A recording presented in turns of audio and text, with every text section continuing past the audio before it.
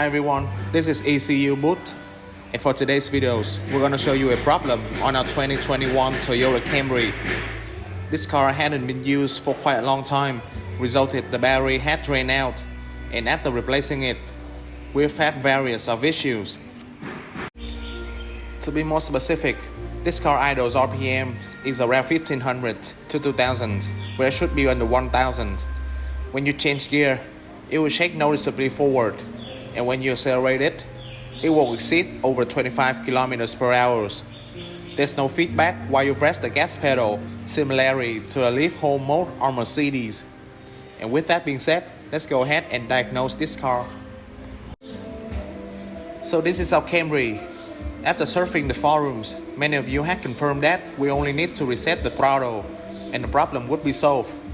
But in fact, the symptoms is way more complicated. To prove it, I will reset it right now. After clearing on DTC, go to Utility and choose Learning Value Reset. As you can see, we can erase the DTC, but after a while, it will come back and we cannot reset our throttle. And at this point, I can make sure that we're having an electrical problem. So let's take a look at our live data. Pay attention to the acceleration sensor. When we press the gas pedal, these values are changing, but our throttle position sensor is not sending corresponding voltage signal. Now, we can consider three options. It came with the TBS is malfunctioning, our wires is having a short circuit, or the ETCS fuse has been blown. Off camera, I've checked the fuse and it's perfectly fine. The TBS could be broken, but since this car is the newest models, it's not likely to happen. So it's all come down to the wire, and after some investigations, we found that there's a short circuit in the wire due to the mouse bit. Then we've rewired everything and cleared the DTC. Now I'm going to show you the resetting procedure. Go ahead and select the utility, then choose Learning Value Reset. Click on Next, and we're done.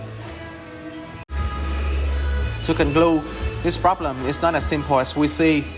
We have to read and understand the data list, and from that, we can minimize our faulty area. Then start measuring, and we can fix it with the most efficiency and easily.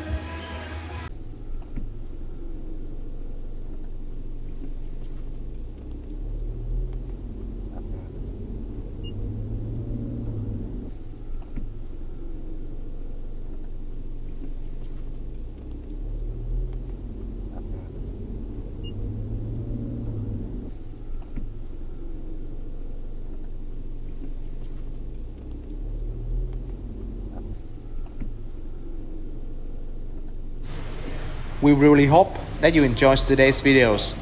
Thanks for watching and see you next time.